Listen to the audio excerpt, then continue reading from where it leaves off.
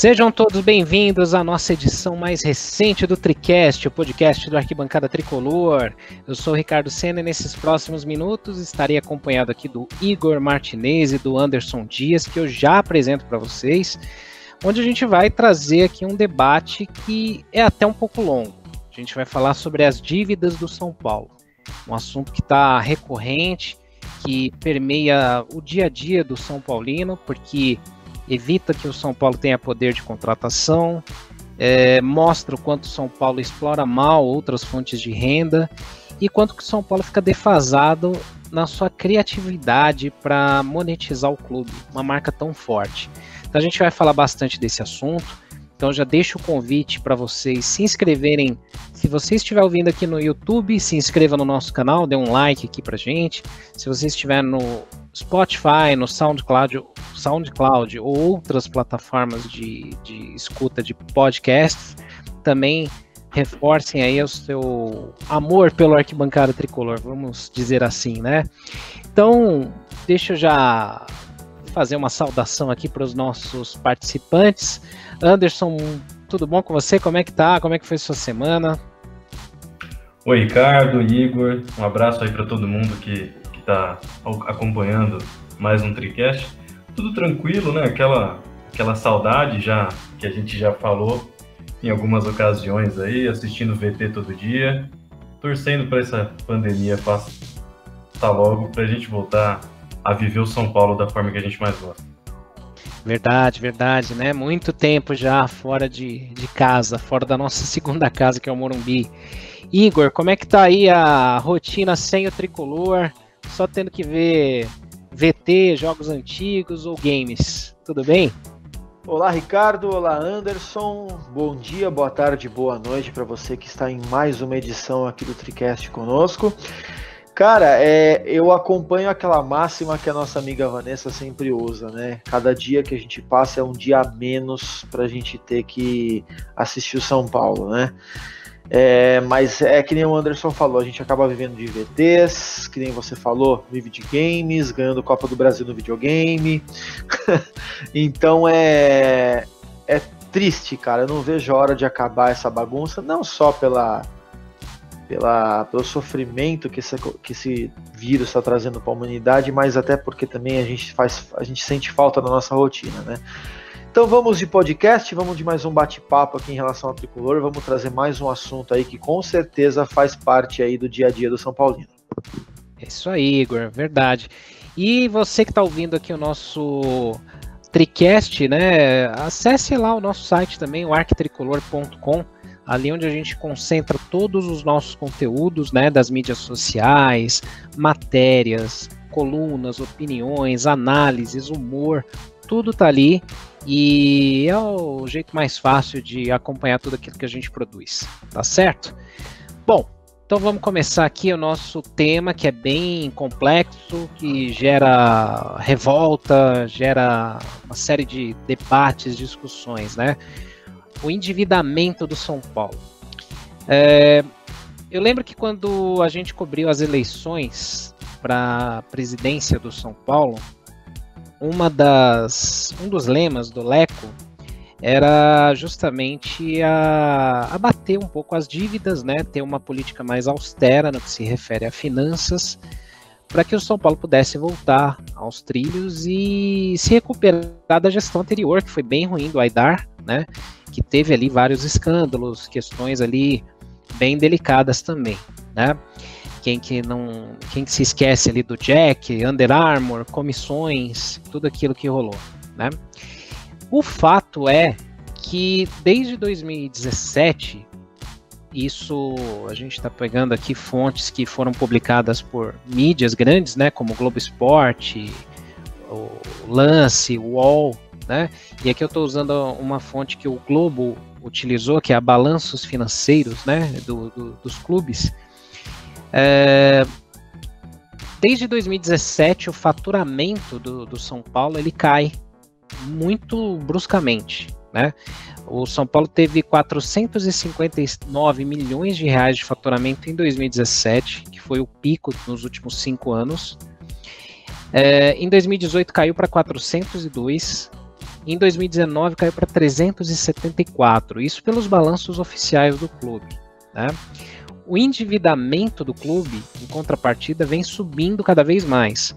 Ele teve um pico até então em 2017, que era de 353 milhões, caiu um pouquinho para 334 milhões em 2018 e deu um salto enorme, gigantesco, para 538 milhões de reais de dívidas em 2019. O problema não é você ter dívidas, o problema é você não conseguir pagar, você não ter receitas para conseguir cobrir isso. Isso se deve muito, claro, às contratações. O São Paulo, pela fase de jejum, muitos anos sem títulos, tem que apostar muito em contratações, e até para acalmar a torcida ou ganhar um título logo, traz jogadores caros. Isso não é um pecado, mas você tem que ter uma política que consiga resolver isso, né? Senão a gente vê aí o exemplo claríssimo aí do Cruzeiro. Então, para começar esse debate, né, dado esse cenário todo caótico que a gente tem, primeiro eu peço a opinião do Anderson, já deixando até um outro subtema aqui. O São Paulo é extremamente refém, Anderson, das transferências de atletas e dos direitos de transmissão de TV, né? Na sua visão, assim, o que você acha que dá para fazer? Como é que o São Paulo pode, de repente, sair um pouco dessa e não se endividar como vem fazendo, né? Porque dá a impressão que é desleixo também do presidente, né? O meu último ano, então vamos torrar dinheiro aí e tentar um título, né? É exatamente isso, Ricardo, que isso, nesse momento, né, com a publicação do balanço e de todos os dados financeiros que a gente tem do São Paulo, divulgados na mídia, isso já passa de impressão para uma realidade mesmo. O que aconteceu na gestão do Leco, principalmente nesses últimos 2 anos, é uma farra mesmo de contratações, de vindas de jogadores muito questionáveis, jogadores médios no máximo para compor elenco, que chegaram com grandes valores, enfim. É até complicado citar porque a gente vai esquecer de alguns, mas assim, de cara eu já lembro do goleiro Jean, do Trellis, do Michael Suel, enfim, jogadores medianos para baixo, que a gente gastou muito dinheiro, né? E aí é aquela coisa, escolhas erradas em gestão, elas trazem exatamente esse cenário que a gente está vivendo. E foi legal você ter citado o Cruzeiro, porque é algo que tem que estar claro na mente de todo mundo, de todos os torcedores, dirigentes, dos candidatos, né, já que a gente tem eleição esse ano, e de toda a coletividade são paulina, digamos assim, porque tem que servir como alerta o que está acontecendo no Cruzeiro. Se a gente for parar para pensar, o Cruzeiro hoje é um clube numa situação absolutamente insolvente, uma dívida impagável, foi rebaixado para a Série B, vai estrear na Série B com menos 6 pontos no mínimo, pode até perder mais pontos antes de começar o campeonato, por conta de tantos processos e ações que estão correndo na FIFA. Então, para a gente falar em solução, Ricardo, acho que não tem outro jeito. Quando a gente tem um problema muito, muito grave, um problema muito grande, a gente precisa de soluções ousadas e muitas vezes pragmáticas, e elas são impopulares mesmo.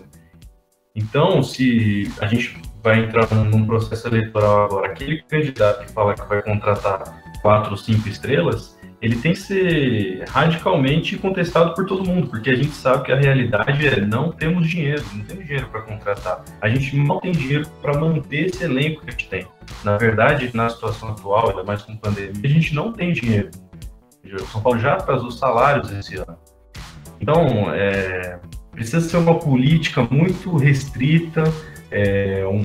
Se for para contratar alguém por uma necessidade muito grande, que a gente não tenha na base, o que também tem que ser algo assim, como a gente é o clube do Brasil que mais investe em base, as nossas contratações têm que ser extremamente pontuais e acertadas. Não é trazer baseada, é quando a gente não tiver alguém que atenda na base, essa escolha tem que ser muito bem apurada, a gente tem que ter um departamento de detecção de talento muito bom, com muita tecnologia, com tudo que é disponível hoje no mercado, para que você minimize esse erro.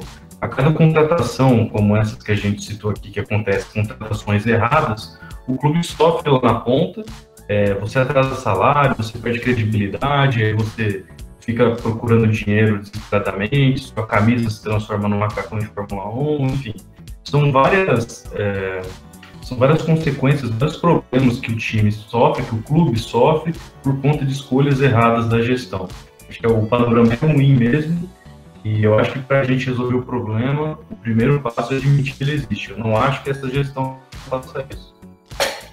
É um ponto bem crítico, né? Um momento bem delicado, porque até, Igor, eu comentei ontem, parece que não caiu muito a ficha da galera do quão grande é o buraco que, por exemplo, o Cruzeiro tá, e que vários clubes aqui também estão próximos, né? A gente vê, independente de rivalidade, né? A gente não tá aqui para falar muito de rival, mas o Corinthians está entrando nessa, já está dentro, né? De uma dívida terrível, ainda mais com esse lance do estádio dos caras e tal.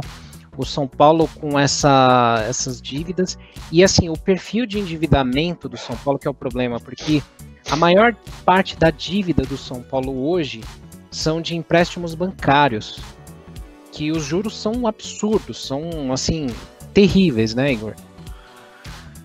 Eu acho que se a gente for apontar aí São Paulo e Cruzeiro, eu acho que o grande problema do Cruzeiro foi a ilicitude. Eu acho que foi um clube que agiu de forma absurdamente ilícita, pelo que aparenta, tá? Não estou fazendo acusação aqui, mas é uma coisa que pareceu, tá? Agora o São Paulo, infelizmente, né? Se é ilícito, você até entende. Agora, quando é irresponsabilidade ou é burrice mesmo, tá falando português claro aqui, é que é o grande problema. Falando do passado que você citou, Senna, em 2017 o São Paulo teve aí um balanço final positivo em centenas de milhões. Foi quando o Leco chegou e quis pôr a política dele à prova. Em 2018 já diminuiu um pouco, o São Paulo investiu mais, mas mesmo assim não deu certo. Em 2019, pior ainda. Ou seja, entra aquela pressão por títulos ano a ano, né? Cada ano que passa é um ano a menos que São Paulo, é um ano a mais, aliás, no jejum que São Paulo tá. Então aumenta-se a pressão. Aí o presidente vai lá e entra em desespero e fala: cara, vamos fazer aqui uma manobra radical para tentar trazer nem que seja um paulista, né? E isso acaba a médio e longo prazo prejudicando a saúde financeira do clube. O que eu acho é assim, o São Paulo se acostumou a depender da venda de jogadores da base, que na minha opinião, tá? A base, se eu sou presidente do São Paulo, eu sim usaria a base como uma fonte de renda. O que não significa que você tem que vender os prodígios também logo de cara. Historicamente, o São Paulo não usa todos os jogadores da base no profissional, ele usa aqueles jogadores que se destacam. E aí é que está o grande erro, na minha opinião. Acho que os mais recentes, aí, os mais críticos, foram o caso do David Neres, foram o caso do Luiz Araújo, que são jogadores que, se tivessem ficado no São Paulo, talvez teriam levado o São Paulo para um outro caminho no passado recente. É claro que, por exemplo, um Lucas Gaúcho, um Gustavo Hebling, um Lianco, tudo bem, são jogadores que se destacaram na base, que talvez no profissional tenham profissionais que sejam melhores e que você não precise desses da base. Então aí sim convém você vender. O problema é que o São Paulo se acostumou a viver apenas dessa fonte de renda, que nós citamos no Voz da Arquibancada agora na última segunda-feira, dia 15, né? O São Paulo estacionou no marketing. Por quê? A base faz o dinheiro, acabou. Então a gente vira refém. Então fica nesse negócio, você depende de comprar jogadores caros ou de absorver para cá jogadores caros, geralmente mais velhos, né? Porque geralmente uma coisa leva a outra, né? Você vê Daniel Alves, você vê Hernanes, Juan Fran e por aí vai. E são jogadores que, poxa, naturalmente não vão conseguir trazer uma coisa pra gente a longo prazo. A gente vem em 2018. Nós voamos e nos tornamos líderes do Campeonato Brasileiro porque a gente externou, né? Aliás, extenuou o Nenê, o Diego Souza. Só que chegou uma hora que eles não conseguiam mais render, porque, pô, cara, eu tenho 37 anos, o que eu vou render aqui? Então esse que é o problema. O financeiro do São Paulo sofre disso, viver de vender a base e apenas vender a base. Então acho que é esse o problema. E obviamente falta responsabilidade. Vocês me desculpam, mas o William Farias é jogador pro São Paulo da vida? Não é. Neilton, Marcos Calazans, peraí, que negócio é esse? Então acho que também tem a responsabilidade em certas contratações. É verdade. E assim, muitos nomes, né? Vocês citaram nomes aí que eu já nem lembrava, porque realmente foram insignificantes na história do São Paulo, né? Então, Birubiru, cada nome, que assim, não é nem desrespeito aos caras, mas assim, é um desrespeito com o São Paulo. Porque são jogadores que assim, você vê claramente que é negociação, sabe? Aquelas que a gente fala, negócio de empresário. Pra você levar o meu jogador tem que botar mais esse aqui, né? Não, e até cena assim, que nem, por exemplo, o Everton Felipe, o Marcos Calazans, eles são jogadores que se destacaram respectivamente no Sport, no Fluminense, o Calazans até se machucar, era um jogador promissor. Tudo bem, a gente até pensa que é uma aposta. O problema foi a metodologia, a forma do negócio é que é suspeita demais. E assim, é o que eu sempre falo, né? Até pedindo aqui também que o Anderson opine. O lance que pega muito é que você pode ser irresponsável com o dinheiro dos outros, né? Você não vê um presidente de um clube ser responsabilizado no CPF dele se ele fizer cagada com o dinheiro do clube, né? Como acontece, por exemplo, em outros países.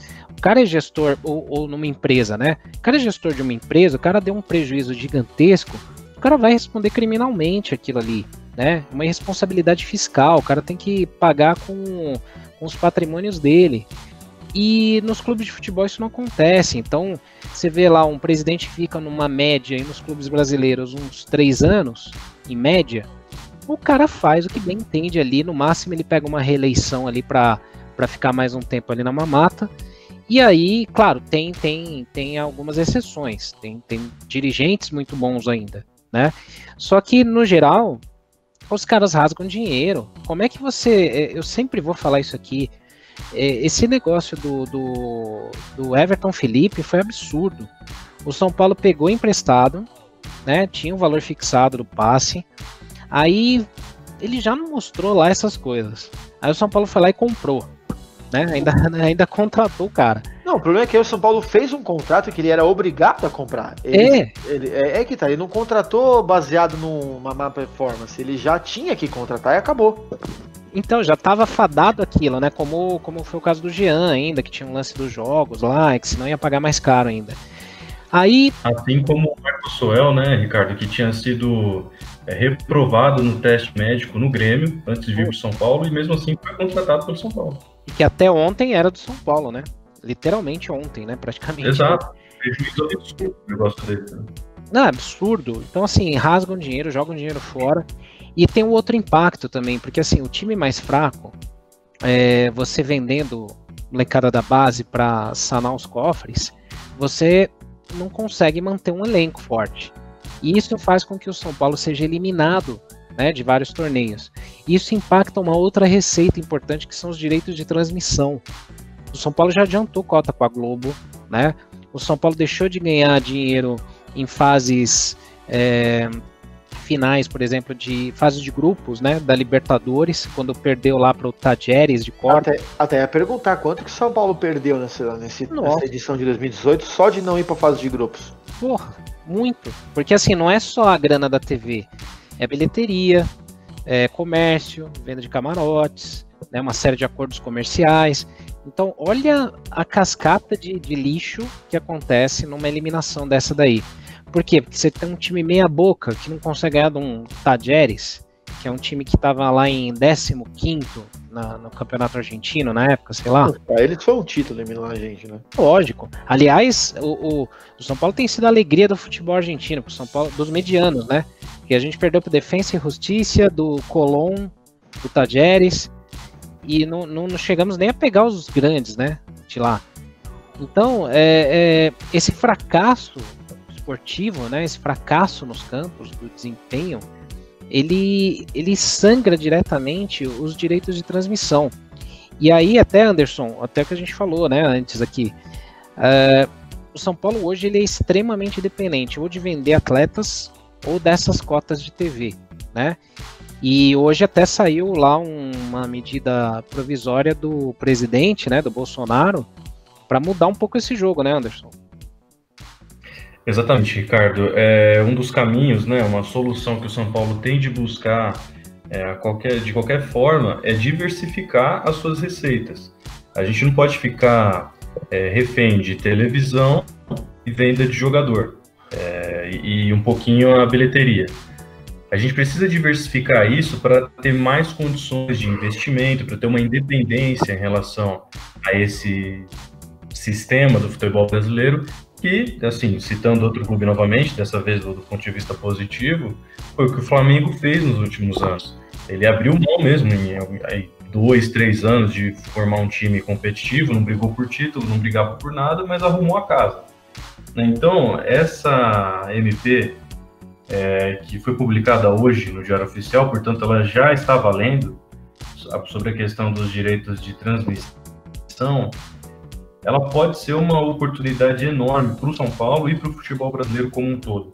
Aí eu gostaria até de fazer um breve histórico aí, para quem não se lembra, em 2011, a gente tinha o Clube dos 13, que é uma instituição criada, inclusive, com uma participação enorme e decisiva do São Paulo.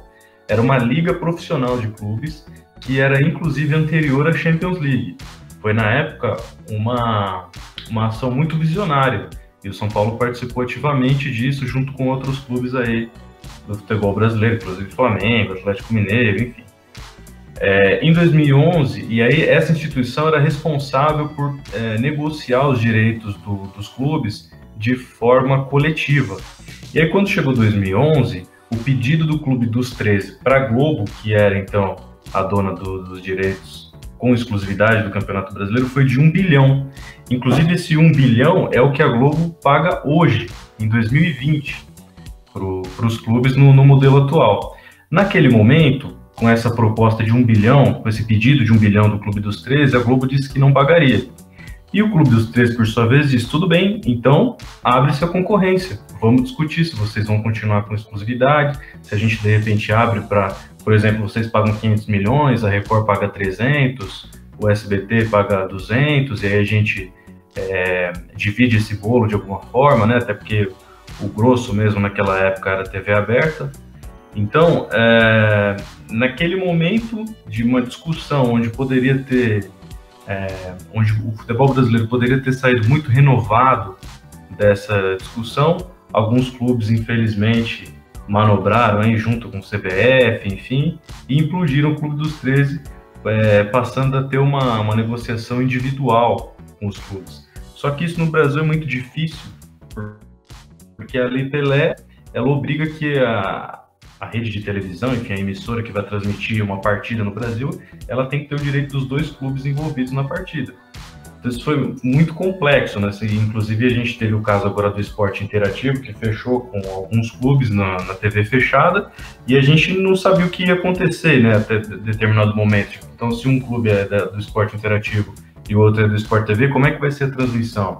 Na verdade, pelo que dizia a legislação, ninguém poderia transmitir. O que é basicamente ultrapassado, na minha opinião. Então essa medida provisória de hoje, assim, eu sei que já tem muita gente querendo politizar, falando do Bolsonaro, falando do Flamengo, falando disso, falando daquilo. Eu acho que é uma oportunidade dos clubes brasileiros formarem uma liga profissional, que pense o futebol como um produto, que pense o futebol como um coletivo de clubes, porque não existe futebol sem clubes, são eles que fazem o futebol diariamente, e quem sabe diversificar nossas receitas, quem sabe, por exemplo, o São Paulo ter uma TV transmitindo, uma emissora transmitindo na TV aberta, uma outra na fechada, uma TV forte própria do clube transmitindo partidas, enfim, o streamer que está muito forte ultimamente, que vai crescer cada vez mais. Então é um passo que pode ser importante para o futebol brasileiro se modernizar. Dá para a gente fazer algo muito parecido com o que ocorre na Liga Espanhola hoje, por exemplo. Agora, para isso a gente precisa de boa gestão, de boa vontade, de competência, de inovação, coisas que infelizmente o São Paulo não tem mais e que a maioria dos clubes não tem. Então, nesse sentido, eu acho que é de se cumprimentar a tentativa do Flamengo de peitar mesmo esse sistema e tentar fazer algo diferente. É uma oportunidade grande, tem que ser muito bem costurada, porque também existe essa possibilidade, né, Igor, de você ter, por exemplo, um grupo de clubes muito fortes, porque eles vão ter o direito de negociar por conta própria os seus direitos de TV, né? E ao mesmo tempo, se isso não for bem costurado, um Goiás da vida, né? Uma Ponte Preta ali, por exemplo, ela não vai ter o mesmo poder de negociação para conseguir uma grana alta. Então você vai ter uma desigualdade, talvez, entre clubes. No caso do São Paulo, o que afetaria, né? Se o São Paulo conseguir costurar muito bem, a gente pode ter, como o Anderson falou, o São Paulo hoje ele vende o seu pacote de TV aberta para a Globo, a TV fechada a Globo também compra, né, com o Sport TV ali, né? E ali esse direito de TV fechada, ele já tem o streaming de internet. Uhum. Então hoje você pode, com essa medida, se ela for aprovada, existe essa possibilidade, né, do São Paulo poder vender separadamente o streaming e de repente ter uma TV sua, né? Ou vender para uma emissora que cuide disso, né, Igor? E se o São Paulo fosse esperto, ele podia até explorar o sócio torcedor nesse sentido, né? O gente, é um negócio que praticamente hoje você só tem a Globo, o São Paulo também é dependente da Globo nessa questão. Também. Exatamente, mas eu falo assim, se o São Paulo explora até o sócio torcedor, ele pode colocar, se você for sócio torcedor, você tem acesso garantido à transmissão de todos os jogos que não forem transmitidos em TV aberta, por exemplo. Pois é. Exemplo, tá? É claro. Mas assim, Senna, até uma coisa que eu e você, no caso, vivenciamos em loco lá, a questão da Premier League, né? Se a CBF fosse inteligente nesse sentido, ela podia criar uma espécie de manipulação, não é manipulação certo, mas enfim, fazer igual a Premier League faz. A Premier League tem os direitos em cima de toda a liga. Acabou.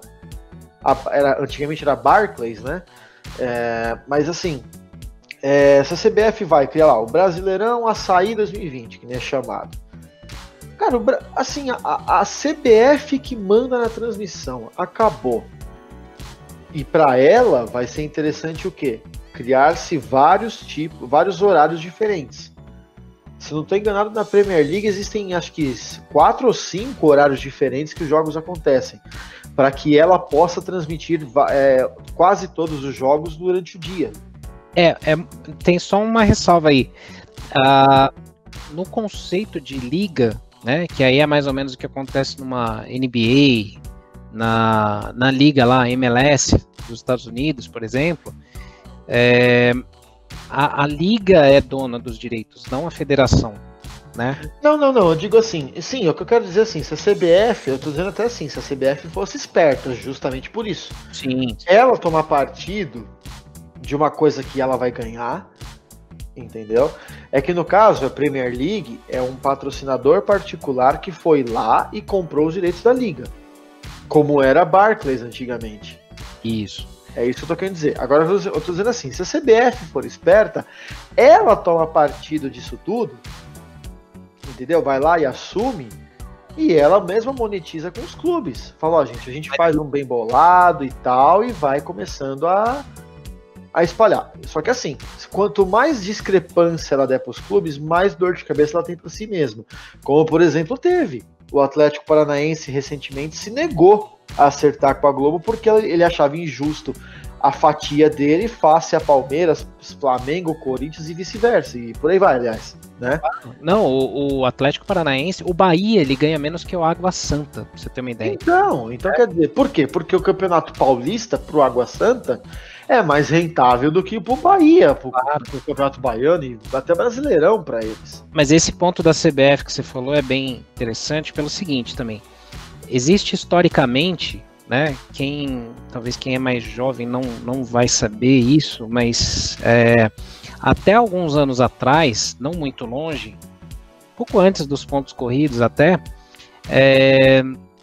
o Brasileirão era uma zona tão grande que assim, cada ano era um regulamento diferente. A gente chegou a ter 96 clubes na Série A da primeira divisão num ano, e São Paulo, Corinthians e Santos se negaram a disputar. Foi a única vez que o São Paulo não jogou a Série A, não foi porque caiu, é porque se negou a jogar, né? E a CBF, ela chegou, até é legal contar isso, já que o Anderson também falou do Clube dos 13, né? Que acho que vem bem de encontro ao que o Igor também comentou. Em 86, mais ou menos, quando o ano que o São Paulo foi campeão brasileiro, a CBF falou, eu não consigo organizar o Brasileirão, não tenho dinheiro para custear nada e não consigo organizar, vocês se viram nos 30 aí. E os clubes falaram, bom, ferrou, então vamos tomar pra gente isso aqui. Aí criaram ali o Clube dos 13, né, os 13 clubes mais fortes, teoricamente, do Brasil, né. Eles criaram uma liga, que inclusive a Premier League, ela foi desenhada, dizem, né, e fontes confiáveis falam, que ela foi desenhada com muitos conceitos do Clube dos 13 do Brasil. Pra você ter uma ideia como que era avançado aquilo e como a gente jogou no lixo, né? Então, como é que nasceu aquela ideia de liga no Brasil? A CBF falou, não consigo tocar isso daqui, não consigo... já tinha direitos de TV já nessa época, né? Não era tanta grana como é hoje, mas ela abriu mão. Aí os clubes criaram a Copa União, né, que foi o nome do Campeonato Brasileiro, que gera essa discussão da Taça das Bolinhas até hoje, né? Os clubes se organizaram, os líderes eram São Paulo e Flamengo na organização disso daí. Essa liga vendeu os direitos de transmissão para a Globo de forma exclusiva, foi a primeira vez que foi exclusivo de uma TV, né, no Brasil. Venderam patrocínio naming rights, tipo algo como naming rights, né? Não foi bem isso, mas venderam patrocínio master para Coca-Cola. A Coca-Cola patrocinou todos os clubes, exceto aqueles que já tinham algum contrato em vigência, como a Calunga no Corinthians, a Lubrax no Flamengo, mais um outro lá. E todo mundo vestia Coca-Cola nas camisas, os direitos de transmissão da Globo e tinha os patrocínios à parte que eram divididos por todos os clubes. Isso durou 2 anos. Então durou 2 anos. No primeiro ano já deu uma merda grande lá, que foi aquela questão que a CBF no meio do caminho falou assim, ó, quero entrar nessa brincadeira aí, viu que deu dinheiro, né? Aí ela falou, não, eu também quero brincar nisso daí. Vamos fazer o seguinte, o campeão da Copa União e o vice vão jogar contra o campeão e o vice do Brasileirão, que eu tô organizando da série, tipo uma série B, um módulo amarelo, né? Que também foi feito de um jeito todo cagado ali, porque você tinha o vice-campeão brasileiro lá. Então, como é que o vice-campeão, que era o Guarani, estava jogando a Série B? Não era uma Série B, era quem não entrou no Clube dos 13. Então ficou essa discussão, e até hoje se discute isso, se o Flamengo era campeão de 87 ou o Sport, né, que eram os campeões de cada módulo. Não houve esse cruzamento. Em 88 teve mais uma Copa União, que aí o Bahia foi campeão contra o Inter, e depois acabou tudo, voltou tudo para a CBF. Então assim, a CBF, ela tá muito preocupada mais em pegar o dinheiro disso daí. Tipo, vamos ver quanto é que vai render de dinheiro, eu não quero organizar, só quero o que pega para mim. Então, é um pouco do que o Igor e o Anderson falaram, é difícil quando você não tem uma unidade, quando você não tem um acordo no Brasil, cada um olha para o seu rabo, né? O clube o que vale, assim, acho que a discussão, claro que o Flamengo não foi a Madre Teresa de Calcutá, né? Mas é interessante ver que o Flamengo, que é o clube que hoje está no topo ali do sucesso hoje, foi levantar essa discussão. O São Paulo, quando tentou fazer isso, lá na época do Juvenal, São Paulo era recentemente tricampeão brasileiro e tal, o Juvenal não soube costurar isso bem, rolou essa treta toda e o André Sanches lá com outros romperam e quebraram o Clube dos 13. E aí eu volto para vocês, né? Depois de toda esse blá blá blá aqui, né? Mas de fato, assim, vocês acham que tem futuro, de repente, clubes brasileiros conseguirem fazer uma liga, uma unidade para que isso seja uma fonte de renda decente para o São Paulo, para outros clubes? Anderson, o que você acha? Então, Ricardo, eu acho que a gente precisa sair, o futebol brasileiro precisa sair desse comodismo. É uma situação absolutamente cômoda, ultrapassada, não funciona mais, e a gente está nessa situação há anos. É um monopólio claríssimo, o que está acontecendo com a Rede Globo no futebol brasileiro há alguns anos. Você tem uma tentativa do esporte interativo de pegar algum joguinho na TV paga, na TV fechada, você vê a dificuldade que é. Então, a liga, por que ela é necessária? Mesmo quando a gente tem uma MP como essa de hoje, vamos supor que ela vire realmente uma lei, que o Congresso se transforme em lei, o que também vai ser complicado por conta do lobby da Globo e do status quo como um todo, os clubes, na minha opinião, os clubes menores, eles vão ter dificuldades de conseguir uma boa monetizar, né, de conseguir uma boa arrecadação com esse tema. Então a liga ela é necessária também por conta disso, para que os maiores clubes, é óbvio que para o São Paulo, para o Corinthians, para o Flamengo, para o Palmeiras, para o Vasco, esses clubes de grande torcida, é uma ideia que a princípio pode ser muito boa, mas para os clubes menores pode haver alguma dificuldade, principalmente quando a gente vem para o campo mais regional, para aqueles times que só tem um campeonato para disputar muitas vezes, que é o estadual. Então, uma liga de clubes profissional poderia cuidar muito bem, formular os campeonatos de uma forma inteligente, pensando em horários, pensando em novas formas de transmissão. Isso seria até um campo de trabalho muito grande para jornalistas, radialistas. Você formaria um novo mercado de trabalho, muito diferente do que a gente tem hoje, concentrado.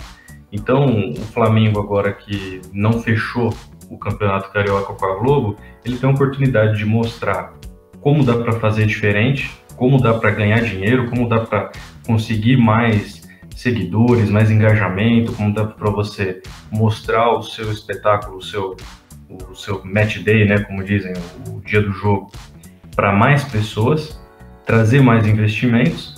E se caso essa MP venha a ser derrubada, ele pode até entrar com uma representação no CAD, por exemplo, alegando falta de concorrência, né? Então é um momento que pode ser interessante sim para o futebol brasileiro. Depende, como sempre, de boa gestão, de inovação, de vontade mesmo de fazer diferente e de sair dessa acomodação que o futebol brasileiro se encontra. Como a gente já falou aqui no TriCast, a maioria absoluta dos clubes brasileiros tem duas fontes de renda principais, uma é a televisão, outra é a venda de jogadores. E o clube que está fazendo diferente nos últimos anos, acho que tem dois destaques, né? O Flamengo, o Atlético Paranaense também está fazendo uma gestão bastante diferente, ousada, e o Palmeiras, que tem uma fonte de renda diferente, que é, além do seu patrocinador totalmente fora da curva, que é a Arena, né? O Palmeiras conseguiu um ótimo contrato para a sua Arena, então ele também consegue uma certa independência financeira na hora de discutir esses temas. Eu acho que está na hora do futebol brasileiro sentar para discutir isso, e eu não vejo outro caminho que não seja uma liga profissional. É, verdade. E agora, Igor, você falou um ponto importante, né? No caso do São Paulo. A gente aqui gastou um bom tempo para falar de direito de TV, que é realmente a grana mais parruda que entra, né? Assim como a venda de atletas, que o São Paulo vende bem, né? O São Paulo costuma vender muito bem, mas não dá para se pegar nisso. E você falou de um ponto importante, que é o sócio-torcedor, né? A gente até falou lá no Voz da Arquibancada, a gente falou em outros conteúdos aqui do Arquibancada, mas assim, você que mora no interior, por exemplo, não consegue vir toda hora aqui para São Paulo para ver jogo no Morumbi. Uhum. O quanto que afeta você, por exemplo, para chegar, por exemplo, produto oficial, para você ter um vínculo com o clube que não seja o fato de você ter que vir até aqui em São Paulo para interagir com o clube. Como é que isso funciona? Quer dizer, como é que isso não funciona para você? Cara, é que nem eu e o Anderson, nós brincamos ali no último Voz da Arquibancada, né? Que, por exemplo, como muitos já viram nos Vozes da Arquibancada, nos vídeos do PES, eu tenho aqui o meu quarto aqui, que eu fiz a pintura do São Paulo, eu providenciei a decoração do meu quarto, óbvio. Belíssima pintura, diga-se de passagem. Valeu. Mas se eu quisesse montar aqui uma série de prateleiras aqui atrás de mim, aqui na câmera, cara, você não consegue, porque você não tem produtos licenciados diversificados. Poxa, é que eu sei que eu sempre falo disso, mas, cara, a gente foi, por exemplo, para a Inglaterra, que para mim é o principal país do futebol, vocês me desculpem, mas a Inglaterra ultrapassou o Brasil de novo nesse sentido. Cara, você vai numa loja de um time de segunda, terceira divisão, a diversidade de produtos que você encontra numa loja desses clubes é imensa. Gravata, cueca, roupa de calcinha, né? Roupa de baixo, no modo de bem dizer, né? Mini craques, chaveiros, meias, sapatinho de bebê. Cara, você acha de tudo do clube. Então, aí a gente entra na questão do marketing também, né? Que não é bem o foco da coisa, mas enfim. Aqui no interior, cara, se não for camisa do São Paulo, não tem nada assim que eu possa dizer que eu tenha acesso ao clube aqui. Além dos jogos transmitidos na televisão, é óbvio. Eu acho que até o Anderson citou no Voz da Arquibancada na última segunda-feira, dizendo que falta o São Paulo investir de uma forma de sócio torcedor que mora fora do estado, ou que seja longe do Morumbi, ter algum tipo de benefício. Porque não adianta nada você querer... Um plano específico para ele, né, Igor? Alguma coisa do tipo, para que você traga esse torcedor. Até para quem mora fora do país, né, também. Não, e até teve em outros, não lembro se foi em Voz do Arquibancada, em outros tricasts, mas o Senna até citou aquela caravana que tinha antigamente, quando os troféus que o São Paulo conquistavam iam para zonas externas, assim, zonas distantes do Morumbi, para que todos os torcedores do São Paulo tivessem acesso àquilo que o São Paulo conquistou. Né, ia lá uma carreata, uma carreta com a Taça Libertadores, para todo mundo ver de perto aquilo que o time conquistou. Então, assim, o São Paulo não explora isso. O São Paulo foca muito no Morumbi, né, no torcedor que vai lá e está presente no Morumbi, e acabou. Sabe, não tem assim uma coisa que você fala, pô, meu, aquele povo que está lá longe. Pô, nós somos milhares de torcedores, dezenas de milhares de torcedores. O Morumbi comporta 65 mil pessoas, que seja, vai 60 e poucas. Cada hora fala uma coisa, né? Cada hora é um número diferente. Então, quer dizer, e o resto desse pessoal que não vai no Morumbi? Como é que faz? É menos São Paulino do que os que vão? Então, acho que é isso que falta.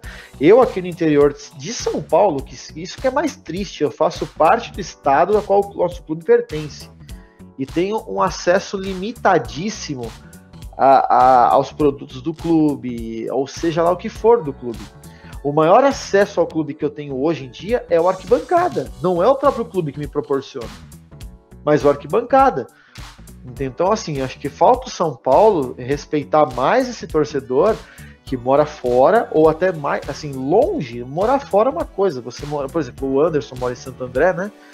É fora de São Paulo. Mas ainda assim, ele tem um acesso, em teoria, fácil ao Morumbi.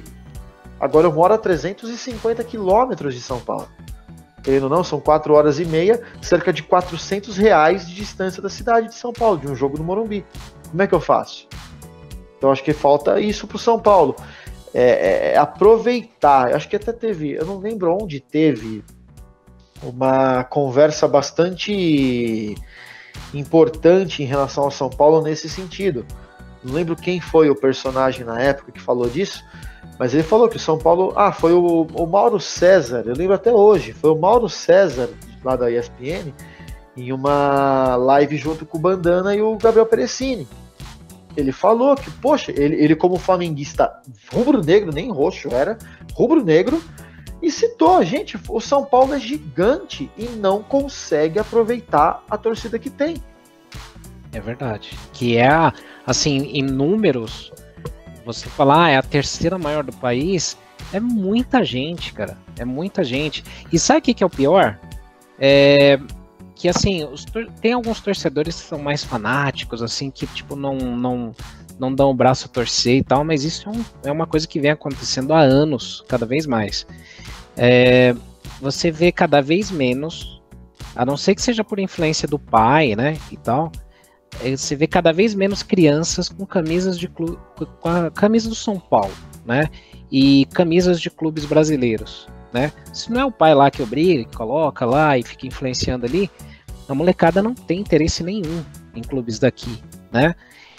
E no caso do São Paulo, até pela falta de títulos, você pega a molecada aí que tem 10 anos, eles nunca viram um título do São Paulo. E a grande diferença também, eu acho que é o ambiente. Antigamente, na nossa época, por exemplo, que temos aqui nossos 30, 40 anos, a gente brincava de futebol na rua, a gente gostava de imitar um jogador de São Paulo, sei lá eu, do Flamengo, Zico, ou sei lá eu, enfim. Hoje em dia, a molecada que é muito apegada em jogos eletrônicos, por exemplo, tá pegando o quê? Os times europeus, eles pegam muito mais carona nesse ambiente do que nós brasileiros. Então hoje a molecada tem um acesso ao Messi, ao Cristiano Ronaldo, muito mais fácil do que, por exemplo, a um Hernanes no São Paulo. Porque, por exemplo, você vai pegar um jogo eletrônico aqui, determinado jogo eletrônico, que o São Paulo, por exemplo, não é licenciado naquilo. Então não se existe uma identidade.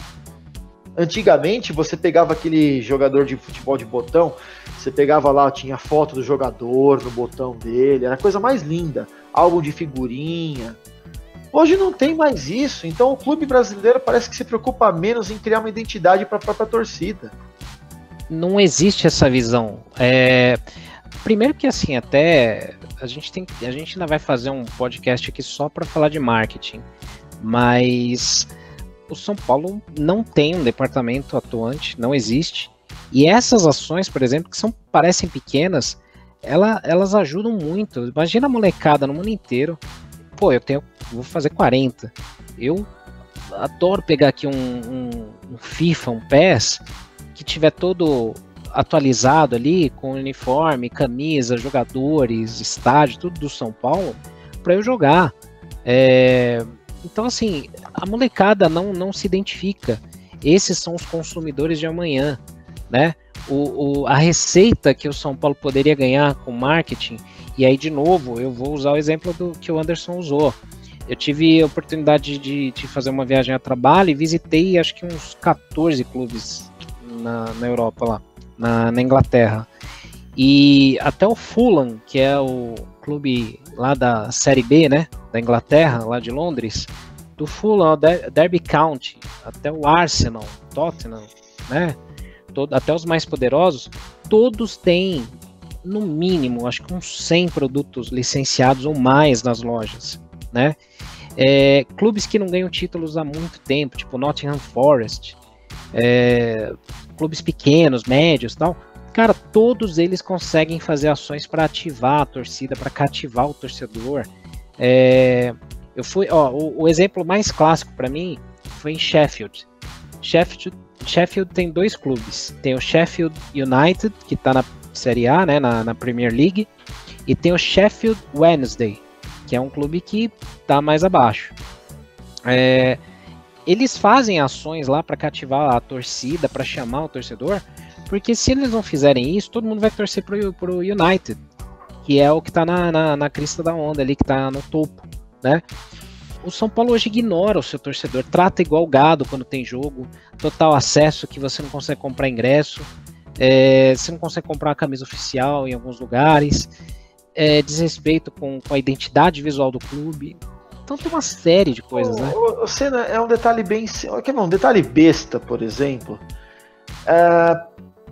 Bom, o Anderson está mais recente aqui de volta ao site, ele teve ausente por compromissos dele, até aqui da arquibancada e tudo mais, mas não por nada, mas quantas vezes vocês conseguiram achar no YouTube, por exemplo, ou em algum lugar que seja, alguém postar conteúdos, assim, alguém ter conteúdos, como nós estamos fazendo com o SPFC All Stars no PES 2020, por exemplo, de você buscar jogadores da história do clube, né, e reproduzir eles num jogo que seja, porque hoje é o que a gente pode fazer, claro, né, reproduzir eles só pode ser num jogo hoje em dia. Então, assim, nós estamos buscando mais o lado histórico do nosso clube do que o próprio clube. A gente não vê uma coisa assim. Então, acho que parece que o São Paulo parece que enterrou a própria história. Até valoriza. Oi? Isso é grave, porque isso é muito grave, porque isso é o DNA do São Paulo. A inovação, sim, a tecnologia, a vanguarda, isso está entranhado na história do São Paulo. E isso explica muita coisa do que a gente está vivendo ultimamente, inclusive dentro de campo. O São Paulo não pode se transformar num clube qualquer, em mais um, porque ele não sabe ser isso. Entendeu? E aí é sempre aquela... Os mais velhos, inclusive, muitos conselheiros, eu ouço dizendo isso, uma frase que é marcante no São Paulo. São Paulo não é melhor, o São Paulo não é pior. O São Paulo é diferente. E nos últimos anos ele deixou de ser diferente, ele se transformou em mais um clube e, para te dizer a verdade, ele se transformou em piores, administrativamente falando, evidentemente, né? São coisas que dão vergonha na gente e que não aconteciam no São Paulo. São Paulo, até mesmo por adversários, como você acabou de citar o Mauro César, ele não é um adversário, evidentemente, ele é um jornalista, só que ele é assumidamente flamenguista. E você via corintianos, palmeirenses, santistas assumindo isso, falando, ó, São Paulo, a gente odeia os caras, mas tem que admitir que a gestão deles é boa. A gente se perdeu nesse caminho. E acho que isso explica muito da decadência do São Paulo, inclusive no marketing. Não, e de certa forma, você, que nem você citou, né, dos novos torcedores, né? Essa falta de identidade do São Paulo permite que a juventude de hoje em dia pense o seguinte: vamos tirar o clubismo aqui de lado. Quem é maior? Lógico, né? Para nós que estamos aqui falando de forma lúcida, né? Vamos nos excluir, vamos pensar como a molecada de hoje em dia. Quem é maior, São Paulo ou Chelsea? Pô. A molecada vai achar que é o Chelsea. Lógico. Mas aqui você citou, por exemplo, o Nottingham Forest, né, Senna? O Nottingham Forest tem 2 Champions League, o Chelsea só tem uma. Sim. Até o Nottingham Forest tem mais campeonatos continentais do que o próprio Chelsea. Pois é. Mas a molecada vai no que? Não, mas o Chelsea, até pouco tempo, tava com o Drogba, tava com, sei lá, Lampard, John Terry, Peter Cech. Quem que são esses caras? Não, quem que é Rogério Ceni perto de Peter Cech? Isso que eu ia te falar. Olha como esses clubes trabalharam a imagem do Gerrard, do Terry, do Lampard, né, que são ídolos históricos desses clubes. E como o São Paulo, assim, nunca fez muita coisa pelo Rogério. Não, cara, até o jogo de despedida do Rogério, eu achei que foi pobre. Que foi pobre. E quem organizou praticamente quase tudo foi o Rogério com a empresa dele. Não foi o clube. Então, assim, cara, você vai no Emirates Stadium lá em Londres, você anda assim no entorno dele, tem várias estátuas de bronze de vários ídolos, né, do Arsenal lá. Bergkamp, Thierry Henry, Tony Adams, tem vários, David Seaman. Agora vamos mudar um pouco, que nem o Anderson, Anderson, você que também costuma frequentar o Morumbi. O que tem no Morumbi ali que puxa para a história do São Paulo? Nada, você tem um memorial do São Paulo que é totalmente ultrapassado, né? E de acesso relativamente restrito, né? Tem muita gente que não sabe nem onde fica, né? Ele não fica nem aberto em dia de jogo, é ultrapassado. Então, aqui mesmo em São Paulo, a gente tem um museu, que é o Museu do Futebol, que ele dá, assim, na questão tecnológica, dá de 50-0 no Memorial do São Paulo. É absurdo, não dá nem para comparar. Então, todos esses detalhes que a gente está falando impactam no resultado final. Não, cara, é impressionante. É você, que nem citando de novo esse exemplo do estádio de Londres que eu e o Senna já pudemos visitar uma vez, né?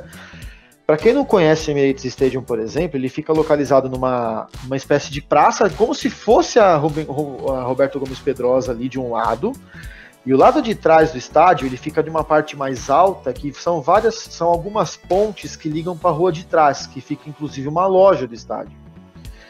Essas pontes, ela tem várias bandeiras assim, com vários nomes e várias fotos assim de jogadores históricos. Aí eu na verdade eu fui ao estádio por essa rua de trás, por sinal, né? E cara, você dá de frente pro Emirates, pelo fundo dele, claro, mas com uma foto gigantesca assim, são jogadores abraçados no meio campo, né, Senna? Que você vê ali, e aí embaixo, e assim, na fachada do estádio, assim, continuamente, são 5 jogadores diferentes para cada foto. E aí embaixo, na parede de baixo, assim, fica escrito o nome que é aquele jogador e a história, o que ele representou no Arsenal. Sabe, eu achei aquilo fantástico, eu fiquei encantado com aquele tipo de homenagem que o clube faz para a própria história. E o São Paulo não faz isso, o São Paulo não aproveita essa história para trazer mais torcedores, né, criar novos torcedores, consequentemente vender produtos e consequentemente gerar renda. Não dá. Exatamente. Ó, quer ver? Não estou dizendo que assim, simplesmente pensar no dinheiro, ganhar dinheiro em cima, não é isso, mas assim, claro, ninguém faz isso de graça, né? Mas você tem formas de ter direitos, né, autorais para fazer isso. O São Paulo não tem nada do Tele. O Tele é talvez o maior nome, assim, tem o Rogério, o Ceni, tem o Leônidas da Silva, o Raí e tal.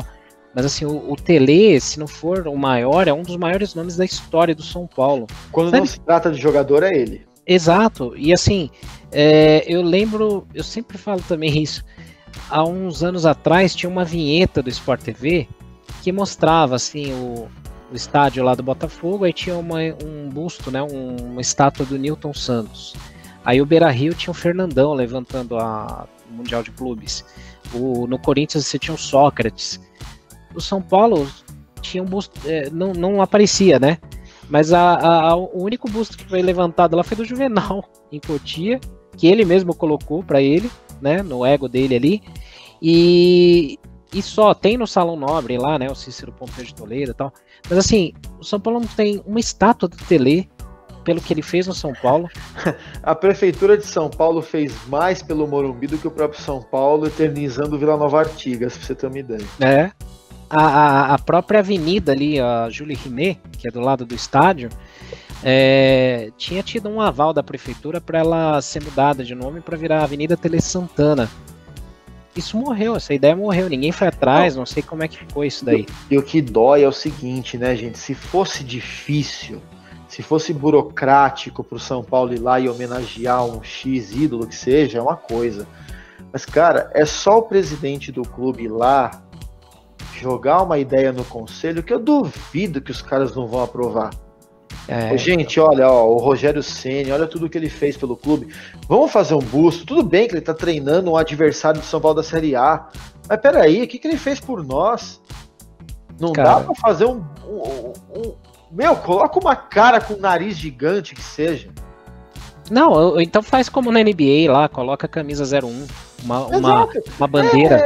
Aposenta, põe lá, exato, pendura assim, que nem no Allianz Parque lá, tem lá, na lateral do estádio tem uma bandeira do Brasil, uma bandeira do Palmeiras e uma da Allianz, assim, pendurada, né? Ou você vê, por exemplo, na Arena dos Lakers, lá você vê as camisas, né, que eles aposentaram do clube. Sei lá, faz isso, põe lá 01, nenhum goleiro vai usar 01 de novo. Então já tem esse pretexto também. É muita coisa que, assim, a gente não tem a pretensão aqui de ensinar nada, cada um aqui trabalha numa área diferente, né? Mas, assim, se nós como leigos, né, a gente conseguiu ficar aqui 1 hora falando de ações que o São Paulo poderia capitalizar, claro que, no fim do dia, na prática, algumas coisas não são fáceis, mas o São Paulo tem como conseguir fazer isso. Tem muitas vezes que parece que é falta de boa vontade, de iniciativa, né? Então assim, infelizmente, a gente acaba vendo isso E claro que são economias diferentes, né? Quando você compara, como a gente fez aqui, Inglaterra com o Brasil, né? Por exemplo, o Manchester United, ele em 2018 ele gerou em receitas 1 bilhão e 200 milhões, né? O clube brasileiro que mais gerou receita foi o Palmeiras em 2018 com 131 milhões em marketing, né? Só em marketing. Então, assim, a gente está num outro planeta, claro, é diferente, mas tem muita coisa simples que poderia ser feita, né? E a gente vê que o São Paulo deixa a desejar, e isso sim impacta os cofres. O São Paulo perde, como eu falei no início, poder de contratação. Eu até coloquei no Twitter hoje, né, que um exemplo assim, concorde você que esteja ouvindo ou não, o Atlético Mineiro fechou com o Keno, né? Keno, eu, por exemplo, acho que seria um reforço legal para substituir o Antony. O São Paulo não consegue nem entrar na parada, porque o São Paulo não tem dinheiro. Porque tem que investir o que tem em jogadores que, sim, apesar de ter alguns integrantes de outros canais aí que tratam do São Paulo, não vou citar o nome para não dar problema, mas eu vi um cara que comentou que não existe isso de jogador se pagar. Me desculpa, cara, mas se o São Paulo evidencia um jogador do mundo do marketing ali, né, um jogador que claramente tem carisma, como é o Daniel Alves, por exemplo, eu duvido que o São Paulo não ia vender várias camisas 10 com o nome dele, principalmente para molecada. E olha que a camisa infantil não é barata. Pois é. O Anderson comentou esses dias o exemplo do Atlético Mineiro, que lançou lá um concurso para um torcedor fazer a camisa, né? E vendeu, quanto foi? 10 milhões de reais em camisas já, né, Anderson? Era 50 e alguma coisa, né, Anderson? Era 50 anos, não sei do que, não era uma coisa assim?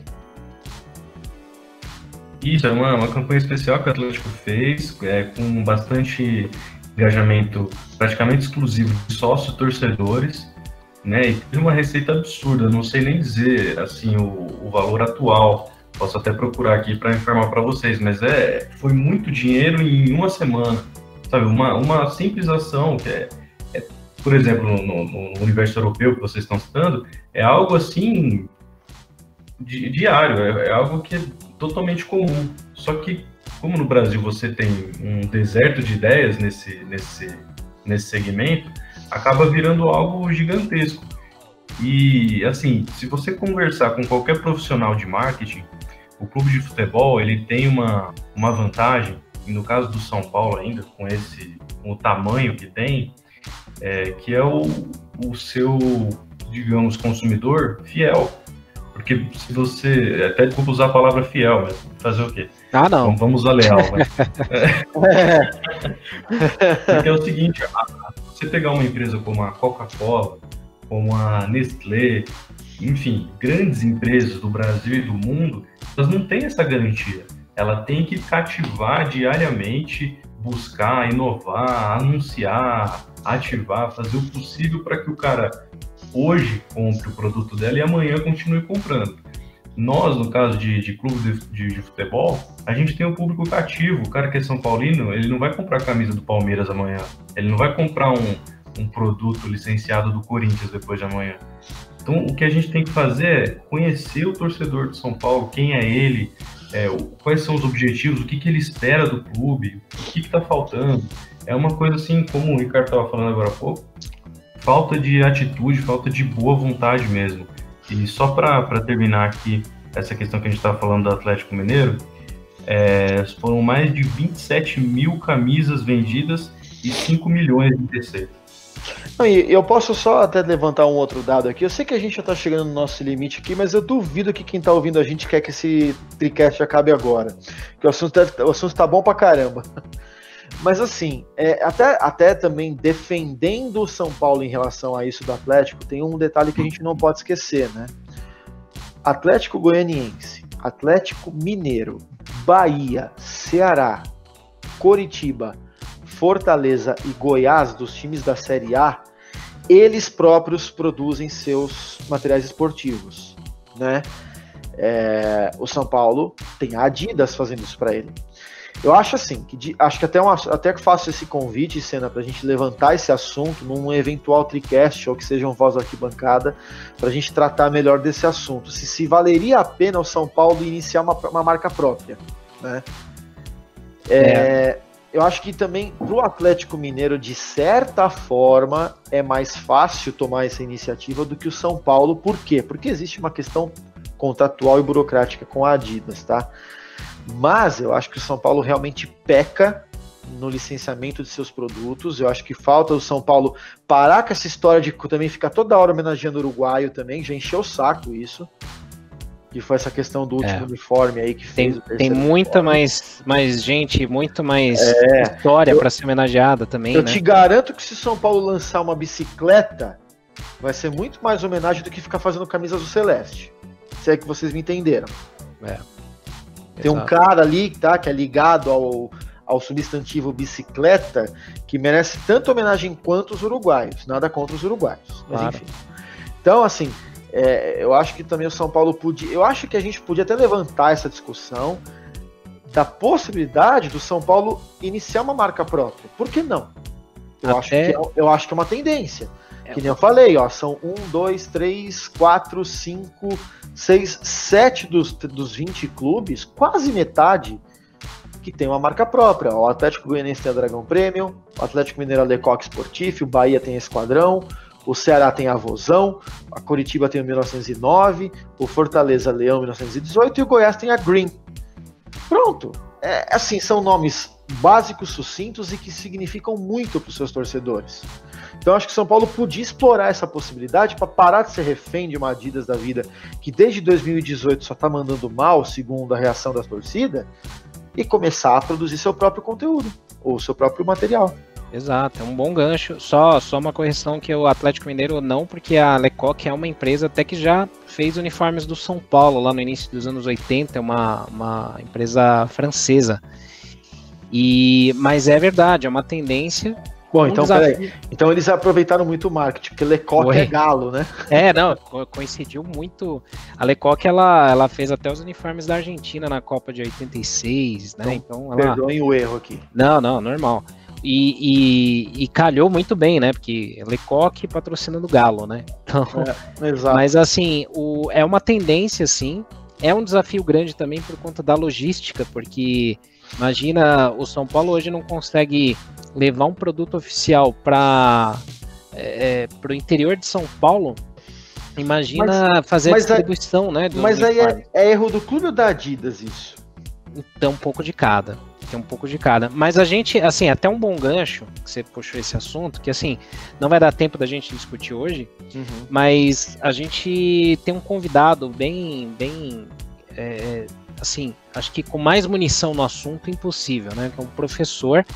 O Anderson vai poder dar um spoiler aí, mas a gente tem uma entidade no assunto que foi convidada aí para participar de um tricast conosco, onde a gente vai falar só de marketing, e a gente vai fazer essas perguntas todas, e essa já entra na lista, que é se valeria a pena o São Paulo ter uma marca própria para distribuir melhor os seus uniformes, né, Anderson?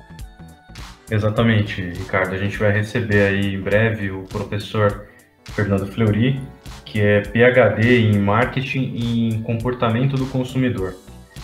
Então vai ser bem bacana abordar esse assunto, porque assim, isso diria, 100% da torcida São Paulina diz isso, que o marketing do clube ele é praticamente inexistente.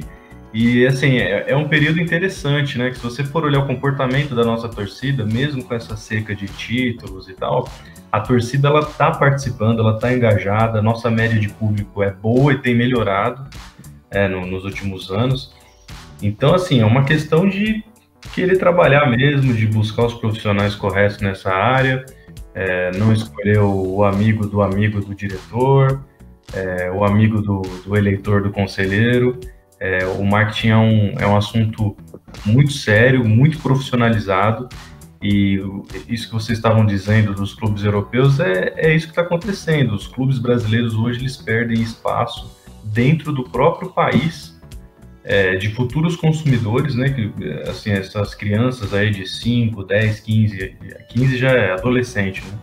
Mas a gente está perdendo esse público dentro do nosso país para clubes europeus que conseguem trabalhar o marketing deles melhor aqui do que nós mesmos, mesmo com idioma diferente, cultura diferente. A gente está conseguindo ser superado por clubes de outros países, sendo que a gente tem aí um clube de 90 anos de história, o maior campeão de torneios internacionais do país. Uma marca dessa para trabalhar e não consegue fazer o básico do básico, que é chegar um produto oficial na ponta da linha, ter mais opções de produtos licenciados. Isso é o básico, né? A gente está falando do básico, dá para avançar muito mais. Então, acho que vai ser interessante a participação do Fernando Fleury nesse sentido. Verdade. Tem bastante assunto. A gente acabou estourando um pouquinho aqui o nosso tempo. Espero que você que ficou até agora aqui escutando o nosso podcast tenha gostado, tenha, sei lá, de alguma forma suas respostas sendo nossa, ia ser redundante demais, mas suas perguntas sendo respondidas, né, com respostas adequadas, mas também que muita coisa tenha surgido aí para que você possa debater com seus amigos, que você possa levantar nas suas pesquisas aí de internet, que realmente, assim, o São Paulo é um campo gigante para gerar receitas, e muita gente visa o lucro rápido quando está no São Paulo, né? Que aí é mais fácil você pegar jogador da base e vender, ou assinar um contrato com uma TV e não pensar em outras ações, porque você vai ficar na gestão do clube por pouco tempo. Então, para que deixar um legado para o próximo, né, adversário político? Infelizmente, muita gente pensa assim. A gente vai trazer mais debates como esses nas próximas edições do Arquibancada. Eu vou pedir aqui agora para que o Anderson e o Igor deixem suas mensagens finais para todos, né? Então, Igor, por favor, fica à vontade. É isso aí, Senna, Anderson, valeu pela companhia dos dois aí, foi uma honra muito grande participar dessa noite com vocês aqui falando do São Paulo.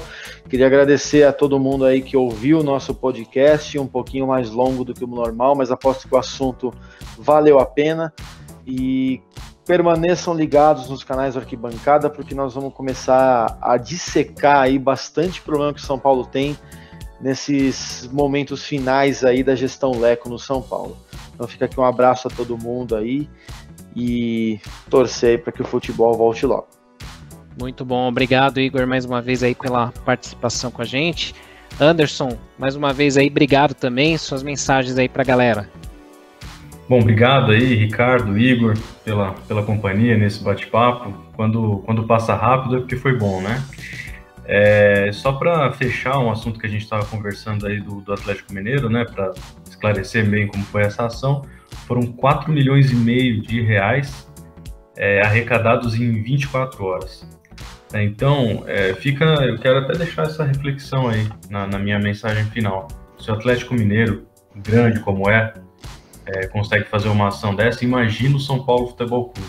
E que fique uma frase clara, em plena pandemia. Pois é. E mais uma pergunta, o que o São Paulo fez com o seu torcedor durante a pandemia?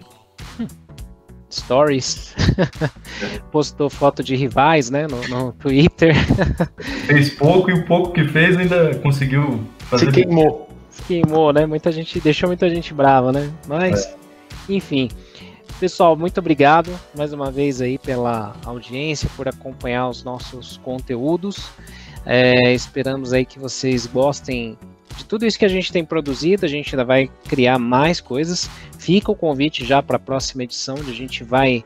Assim, tem algumas surpresas, né? A gente vai falar com o Fleury sobre marketing, vai ter um papo com o Ricardo Rocha também, que recentemente foi dirigente do São Paulo. Então a gente vai abordar bastante assuntos legais aí. Então sigam nossos canais, Facebook, Twitter, Instagram, YouTube, Spotify. Não deixe de assinar a notificação no nosso site, arquitricolor.com. E nos vemos na próxima edição do TriCast, o podcast do Arquibancada Tricolor. Saudações tricolores, até a próxima!